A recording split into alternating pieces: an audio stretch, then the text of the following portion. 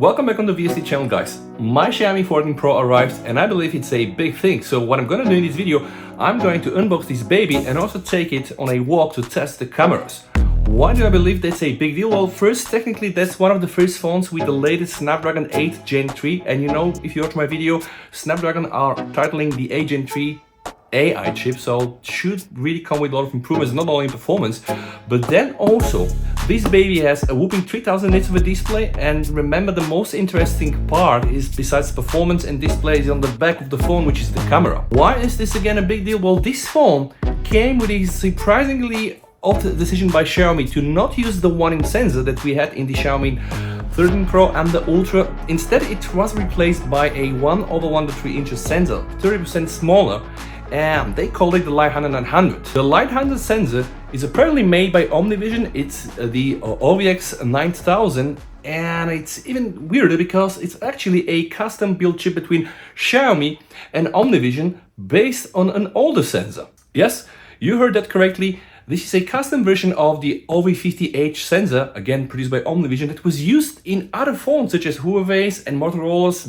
even going back 2 years ago. The CEO of Xiaomi, Lei Jun himself, explained the decision to replace the 1-inch sensor with this thinner sensor that would allow the phone to use a variable aperture with a Leica lens. And in fact, the main camera can go up to 1.42, so it's one of the biggest apertures on the camera, f/1.42 up to 4.0. And this doesn't stop here. He also mentioned that this sensor should have 50% improved dynamic range and the whooping 180% light sensitivity. So technically this should capture, if not better, at least on par photos with the 1-inch sensor. Well, what I'm gonna do right now, I'm gonna put this to the test, guys.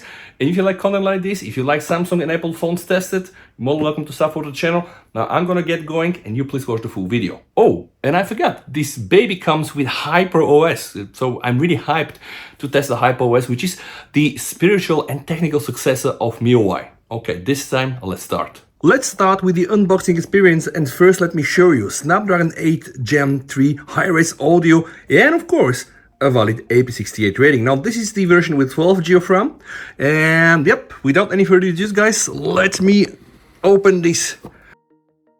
That's the case, Xiaomi, designed by Xiaomi, rather plastic case. And now beneath the case we have, oops, and this here is the real thing, which is the phone, so very carefully trying to get it out. The display is both curved and flat, and what is really weird is that the curvature is equal on all sides. And on the back we have the camera model, the main stars, the ultra-wide, the telephoto camera, which is 3.2x 75mm. It can go up to 10x, but technically only 3.2x optical with OIS, and the ultra-wide camera, and of course the main star of the show. As you can see, it comes with a stock screen protector, which is not bad. Ooh, that was a fast boot. And that's the first view of my Xiaomi 14 Pro. If I go inside the settings, guys, and I click on the phone, I'm not able to tell it's not MIUI, but here I can see it's Xiaomi HyperOS. The version is 1060. What else do we have in the box? Yep, you can guess this correctly. Original Xiaomi cable with the red tips at the end. Not too bad, guys. We have this 120 watt charger. Up on the top we have the front camera, 32 megapixels, but forget about this. They now say it can go and do 4K 60 FPS proper video with the stock camera. We have the earpiece here and the speaker here. And just take a look at this beautiful aluminum frame. On the right hand side we have the volume rocker, very tactile, very premium, and of course the power button. And down below, guys, we have the SIM card ejector, slot for the microphone, the USB-C, and then another speaker. And yeah, don't worry about the infrared port. I know it's somewhere here on the back, so technically it has an infrared port too. The SIM tray can take 2 SIM cards, and we can really see that there is the rubber coating here. This phone has a proper IP68 rating. I was able to set up my SIM card and my Google account, so although that's technically only a China phone right now with a Chinese ROM, right, of the Xiaomi HyperOS, it works. And by the way, there is already an update, guys, so 621 megabytes. Well, what they updated, optimized system performance and improved system security and stability. So I will download the update, start my performance testing, and don't forget to please watch the full video, because I'm taking this baby for a walk and I'm gonna test the camera and put the results in the video. And while I'm downloading my update, some words about the camera. So I started the camera and I think that I'm gonna go for the Leica Vibrant, and this here is the interface. Now remember, guys, I told you we have these cameras in the back. So there is the ultra wide 1.6 f2.6. There is the main camera, all of them 50 megapixel. Then we have, I guess, a crop from the main sensor, and we have the 3.2x, which should be optical zoom. What we can see is that we can go to 70, right? So technically not as much as we can do on the S23 Ultra, but it's going to be interesting to see what the Xiaomi will do at 10x and also at 30 and 20x. I'm going to turn it to the front camera, and yeah, 4K 30 is available. 4K 60 finally available. Remember when the Xiaomi 13 Ultra was released, there was a button here in the first firmware to manually switch the aperture. Now this doesn't exist here, but I guess if I go in the Pro mode and I stick to the main camera, which is the wide one, I'm going to be able to change it. Now I have, yep, the automatic one. I have then f1 4.2, f1.6, f1.8, 2022. I mean, it's really crazy. Like, you see how many apertures we have. Take a look at this beauty baby. This is opening f1.42 to f4.0, and this is why this matters. So this here is a shot at f1.42, and this here, guys, is f4.0. Just pay attention to the background, and this is really just because of the fact that we have a variable aperture. Let me try to add more fingerprint to just see how well this is going to work. All right, let me just try to lock the phone. All right, locking the phone, and low, it's not bad. Can we do it? Oh, that's nice. I don't have to wake the phone, guys. See here. That's impressive for an optical one, right? Wow, potentially impressed with this. Yeah, probably not so large.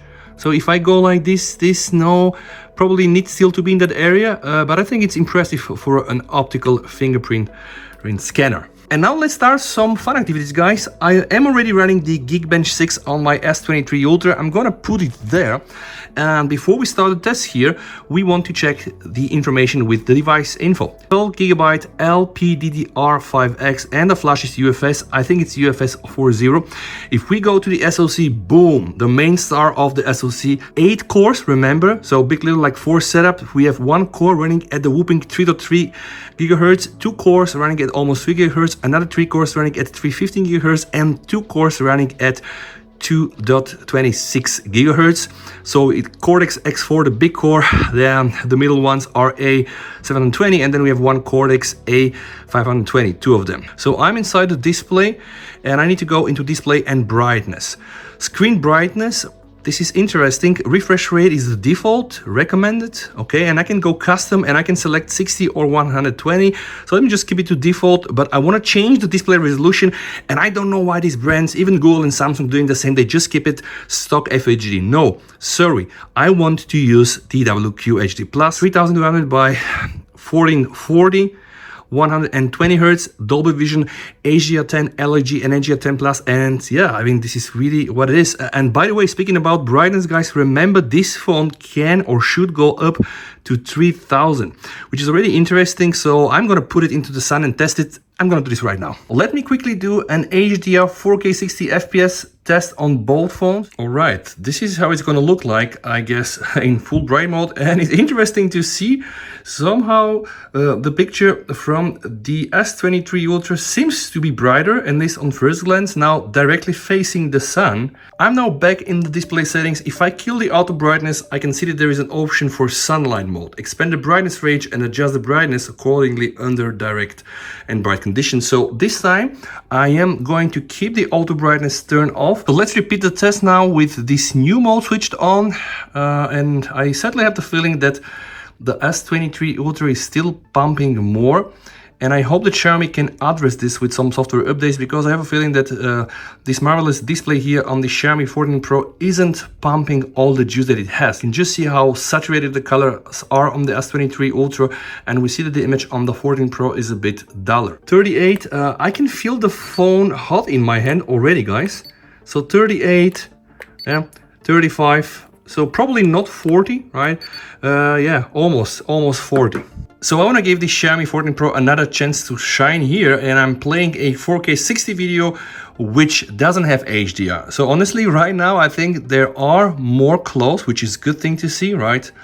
And I'm even not sure if the Xiaomi is bright again. I think that this is just on par in terms of performance. The interesting point is that apparently there might be some issues with HDR, because the moment I entered HDR, the phone was not able to keep the brightness high. And now the moment of truth. Yeah, 2150, which is honestly still not so impressive, but still something. But the multi-core score is a whooping 6553. And with that said, I do believe that A Gen 3 really has potential, so let me try to also put a 3D mark and see the stability rating. Before starting the test, I want to check the modes. So right now I'm using the balance mode. We have battery saver, ultra battery saver, and let's go for the performance mode. Device performance will improve. This might increase power consumption and lead to overheating issues. And why is this test important, guys? Well, in the past, there has been some phones, I think the Xiaomi 12, they were not even able to run this 3D mark test, so they will overheat and just stop in the middle. Xiaomi didn't fix this one. Xiaomi didn't Ultra also was very nice in terms of performance and sustaining this performance, which means getting higher stability. And now I'm really thrilled to see how much we're gonna get here. So let's stay tuned for the final results. So we are starting off with something like 38. Again, I'm just trying to hit like 39.50. And the fifth round will get us to the whooping 46.6. So 47.5. Well, yeah. Honestly, I'm not surprised. I'm doing this since quite a long time, and the Oppo Find X6 Pro was even able to get here to 55. And now, guys, in round number 9, I got the message that my device is overheating. So 49.5, so almost 50 degrees, guys. Yeah, we reached it, so 50 degrees, and I'm even not sure if I'm going to be able to complete the test. So that's a bit worrisome. By the way, the phone is really hot by the touch. Let me just see on the back. On the back, we have 51.2.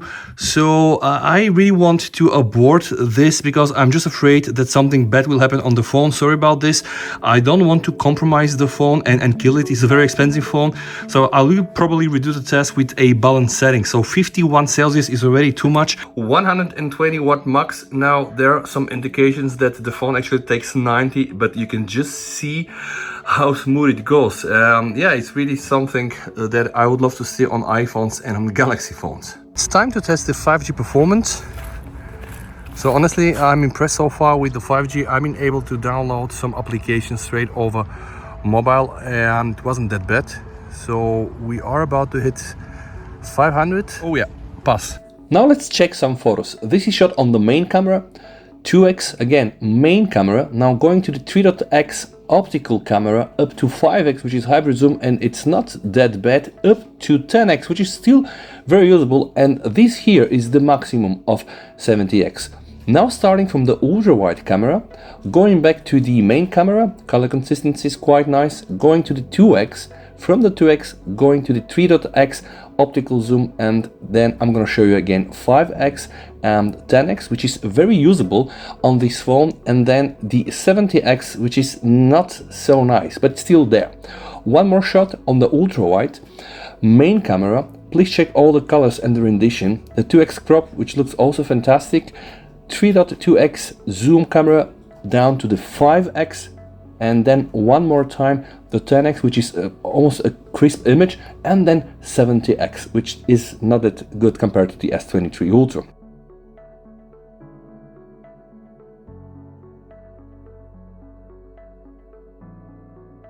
Something very impressive I wanted to share with you is just the speed of this phone, shutter speed. So see here, guys, I'm really able to take photos like crazy, and it's just amazing, right? Now have in mind, those photos are not 50 megapixel. And now let's test the 50 megapixel. Yeah, well, still technically very impressive. And we can here use the optical camera, right? A bit more slower, but still very, very fast.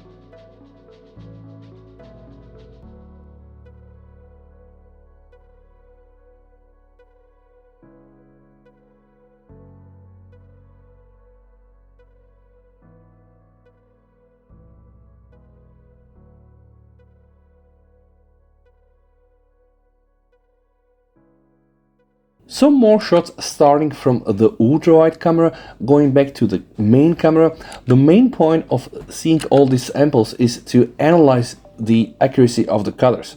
The zoom is also quite nice, and again, I have more samples to show you. Here we have again the main camera, now the zoom cameras, and I'm even going to the 5x and 10x, which is still very usable. It's probably on par with the level of the S23. Let's talk about some portraits.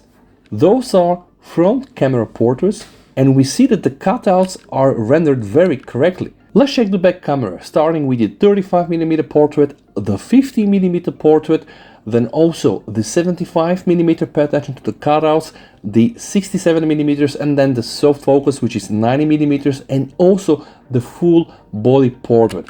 And all of those portrait shots are nice, and they are comparable with iPhone 15 Pro Max and S23 Ultra. But the main star of this camera is the aperture, that is f/1.42, and the fact that it's able to capture enough light. Check the picture, this one is without the night mode, this here is with the night mode, and it gets even better. Please pay attention to these pictures. This is from the main camera, no night mode. This is the one with the night mode. Then another one from the zoom camera without night mode and with the night mode. And this one is stunning. See, you cannot see here anything, but the moment I switch to the night mode, it produces a very nice editable picture. What I mostly like about the Xiaomi 14 Pro night mode processing is the very natural night mode. It doesn't oversaturate, it doesn't overexpose the pictures as we've seen on the Galaxy phones and also on the iPhones. They really look very natural. And although it's hard to activate the night mode all the time, the pictures without night mode are stunning. No sky banding issues, very sharp, very clear, less noise and good dynamic range.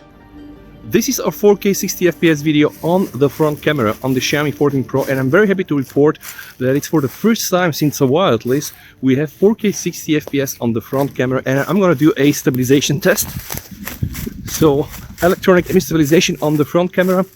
I have this beautiful scenery that will allow you to assess what is going on here. Dynamic range and details. Remember, this Light 900 is supposedly be able to capture a lot of dynamic range, even more than the one we have on the one in sensor, and also light sensitivity, but we'll test this also in a night mode. Now it's interesting to see what this baby can do with the back camera. 4K 60fps on the back camera, guys. Now I'm gonna start running to do a stabilization test. This camera is stabilized with OIS. Now it's interesting to see that I'm not able to go back to the ultra wide, which is really a bummer, and I'm able to go up to 6x using hybrid zoom. 4K 30fps, again ultra wide camera. Now let's check if we are able to switch to the main camera. Yes, we did. And now let me zoom further to see if we can do the other switch to the optical camera. Yes, we can. See here, guys. The moment I go and I choose below 2.6, I am entering the main sensor. And I believe that more than 3.1x is at least now optical. And I can use this optical zoom and bring it up to 15x, which is not that bad. It's very annoying. I'm still getting the message that my microphone is blocked, and I really hope that Xiaomi are able to address this via software updates. Now let's check the speed of changing the lenses, guys, and also dynamic range and color consistency. While we're jumping between the main camera and the optical camera, I don't like that change. It's not so smooth, and I think the exposure is just that different on the optical camera, so the images are not so consistent. We cannot see or observe this in the photos, but I do believe that the videography still needs some work from Xiaomi. Let's check also some of the codec information. The overall bitrate is very high. Audio, we have AAC LC, and we have a bitrate of 320 kilobytes, a nice overall bitrate with a nice quality audio. 4K 30fps video in low light. And now pay attention, guys, I'm gonna go to 1x, and immediately you can see the jump to the main sensor, how much more light I'm able to capture. One more time, that's the ultra wide. Now I'm gonna go and enter the main camera, and now a bit more, and I'm gonna enter the optical camera, which still captures a lot of light, and in this mode I can go and do up to 15x. This has been my first video on the new Xiaomi 14 Pro, and there are a lot of things to be excited. Although you might have seen my issues with overheating when I tested the performance, that made me stop my test, but overall we have the Snapdragon 8 Gen 3 combined with these three very powerful 50 megapixel cameras based on the custom built OmniVision sensor together with Xiaomi and an f/1.42. Certainly a lot of things to keep our excitement, and I only hope that Xiaomi will take this and unleash this beast potential. If you like videos like this, don't forget to come back on the channel, as I'm now starting to dive deep into the Xiaomi 14 Pro, and if you appreciate the effort, I will appreciate a sub. Thank you so much for watching. VST over, and bye.